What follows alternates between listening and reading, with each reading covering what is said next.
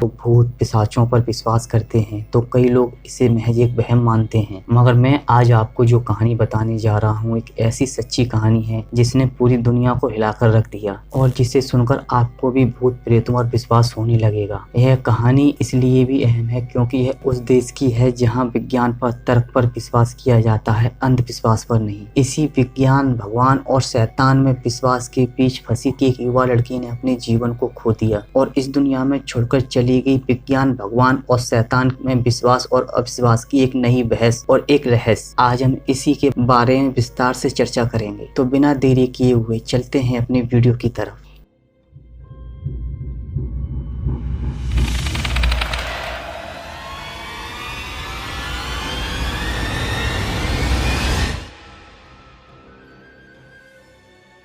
ये घटना जर्मनी में रहने वाली एक लड़की के साथ घटित हुई। उस लड़की का नाम एनालिस मसील था। एनालिस का जन्म 21 सितंबर 1952 को जर्मनी के बवेरिया शहर में हुआ। एनालिस के माता पिता ईसाई धर्म से ताल्लुक रखते थे। वे लोग बहुत ही धार्मिक स्वभाव के थे और अपने धर्म का प्रचार करते। धार्मिक माहौल में पली बड़ी होने के कारण एनालिस भी ईश्वर में बहुत विश्वास रखती और हमेशा बाइबल के निर्देशों का पालन करती थी। एनालिस ने भी यही सोचा कि वह बड़े होकर अपने धर्म का प्रचार करेगी, बट उसकी किस्मत में तो ईश्वर ने कुछ और ही लिखा था। एनालिस का बचपन आम बच्चों की तरह ही था और वह पढ़ाई में भी होशियार थी। जब वह 16 वर्ष की थी उस समय एक दिन अचानक एनालिस बेहोश होकर फर्श पर गिर पड़ी। तभी एनालिस के माता पिता तुरंत दौड़ते हुए एनालिस के पास आए और उसे हॉस्पिटल ले गए। एनालिस को चेक करने के बाद डॉक्टरों ने बताया कि एनालिस को टेम्पोरल लोब एपिलेप्सी नाम की बीमारी हो गई है। इस बीमारी में मरीज न सिर्फ अपनी याददाश्त खोने लगता है बल्कि उसका अपने शरीर पर कंट्रोल नहीं रहता, जिसके कारण एनालिस के परिवार वाले चिंतित और परेशान रहते थे। इस घटना के बाद एनालिस को ऐसा भ्रम होने लगा जैसे कि कोई उसे पुकार रहा हो और कह रहा हो कि वह जल्द ही मर जाएगी और एनालिस के पूरे शरीर पर उसका ही कब्जा रहेगा। इस तरह की आवाजें उसे बार बार सुनाई देने लगी, चाहे वो अपने दोस्तों के साथ हो या माता पिता के साथ। इन अजीबोगरीब और डरावनी आवाजों से परेशान होकर एनालिस डिप्रेशन में चली गई और दिन प्रतिदिन शारीरिक रूप से कमजोर होती जा रही थी। उसके माता पिता ने उसे अस्पताल में भर्ती करा दिया और काफी दिन तक इलाज चलने के बाद भी उसकी हालत में कोई भी सुधार नहीं और एनालिस की हालत दिन प्रतिदिन बिगड़ती जा रही थी। एक दिन एनालिस ने अपने घर वालों को बताया कि इन सभी तरह के इलाजों से उसका कुछ नहीं होगा क्योंकि उसके शरीर पर शैतान। एनालिस की हालत और भी खराब हो गई। वह फर्श पर ही पेशाब कर लेती और अपने हाथों से पेशाब को चाटने लगती। उसने अपने कमरों के कीड़े मकोड़ों को भी खाना शुरू कर दिया था। अब एनालिस का अपने आप से पूरी तरीके से नियंत्रण खो चुका था। वह कहीं भी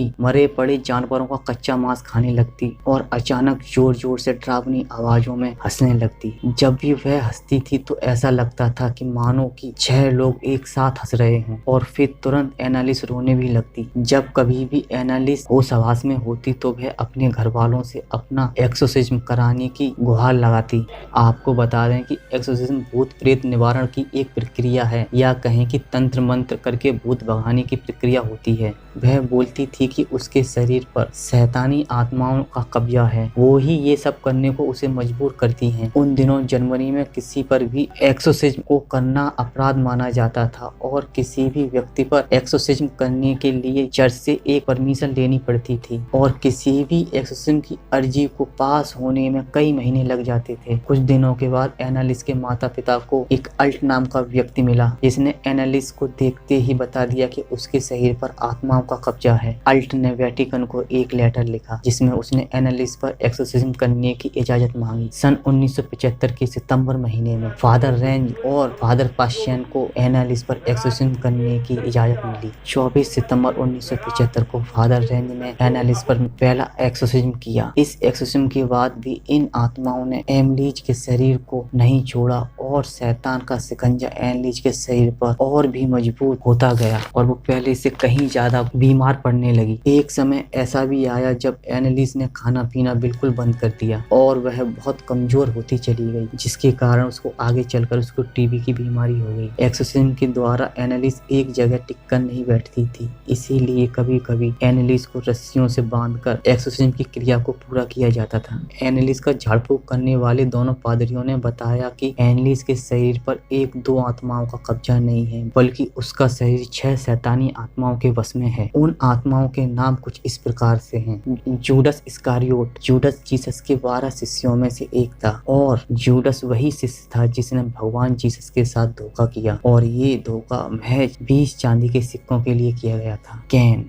हमको पता है कि एडम और ईव के 2 बेटे थे, जिसमें बड़े बेटे का नाम कैन और छोटे बेटे का नाम एबल था। हिटलर को तो पूरी दुनिया एक क्रूर और निर्दयी तानाशाह के रूप में जानती है, जिसकी वजह से लाखों बेगुनाह जानें बेवजह चली गई। वैलेंटाइन फ्लैशमैन 16वीं शताब्दी का एक बदनाम पादरी था, जिसे शराब पीने, लड़ाई झगड़ा करने, अय्याशी करने और हंगामा करने के आरोप में रोमन साम्राज्य द्वारा बर्खास्त कर दिया गया था। अगला है लूसीफर को तो आप जानते ही होंगे। जिस प्रकार अच्छाई के प्रतीक के रूप में हम भगवान को जानते हैं, उसी तरह से बुराई के प्रतीक के रूप में हम लूसीफर को जानते हैं। इसे शैतानों का शैतान भी कहा जाता है। आप सोच के देखिए, ये सभी आत्माएं एनालिज के शरीर के अंदर घुस चुकी थी। तंत्र मंत्र की क्रिया के दौरान वे दोनों पादरी जो एनालिज का इलाज कर रहे थे, उन्हें भी इन आत्माओं से दो चार होना पड़ा। फादर रेंस और फादर पश्चान दोनों इस पूरी प्रक्रिया को एक ऑडियो कैसेट की मदद से रिकॉर्ड भी करते थे, जिसे मैं आपको सुनाता हूँ।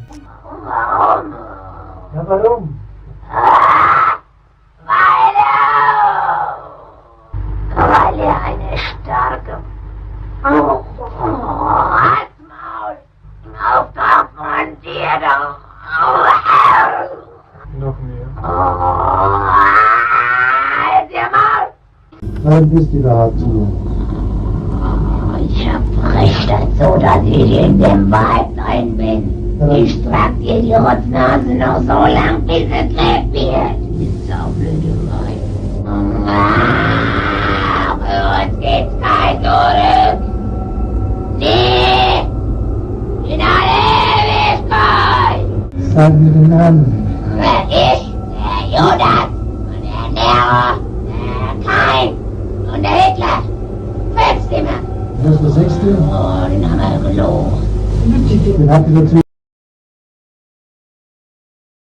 यह एक्सोर्सिज्म पूरे 8 महीने चला। इस पूरी प्रक्रिया में एनालिस पर 67 बार एक्सोर्सिज्म किया गया। हर एक एक्सोर्सिज्म 4 घंटे तक चलता था और इस प्रक्रिया के दौरान इतने भयानक और खतरनाक घटनाएं घटित होती थीं, जिसे देखकर आम इंसान की रूह कांप जाएगी। एनालिस का अंतिम एक्सोर्सिज्म 30 जून 1976 को हुआ और अगली ही सुबह 1 जुलाई सन 1976 को ही एनालिस की भयानक तरीके से मृत्यु हो गई। डॉक्टरों का मानना था कि एनालिस की मौत कुपोषण की वजह से हुई, क्योंकि उस समय उसका वजन 30 किलो से भी कम था। इसके अलावा एनालिस ने अपने दांतों से अपने ही शरीर को कई जगह काट रखा था और वह दीवारों को भी चबाती रहती थी, जिसके कारण उसके सारे दांत टूट चुके थे। कई बार उसने ऊंचाई से कूदकर अपने शरीर को चोट भी पहुंचाने की कोशिश की। इन सभी एक्टिविटीज के कारण एनालिस के शरीर पर चोटों के निशान भी देखे गए। एनालिस ने अपनी मृत्यु की भविष्यवाणी पहले ही कर दी। उसने अपनी माँ को बताया कि अब जल्द ही उसको अपने साथ लेकर चली जाएंगी। ऐसा बताने के कुछ ही दिन बाद महज 23 वर्ष की उम्र में एनालिस की मृत्यु हो गई। एनालिस की मौत के बाद अपनी जान गंवा दी और इसके चलते तीनों लोगों को कई महीने जेल की सजा भी हुई। मॉडर्न साइंस का कहना है कि एनालिस को मल्टीपल डिसऑर्डर था, जिस वजह से वो बेकाबू हो जाती थी। लेकिन क्या जो विज्ञान बता रहा है यही सच है, या फिर वाकई में एनालिस को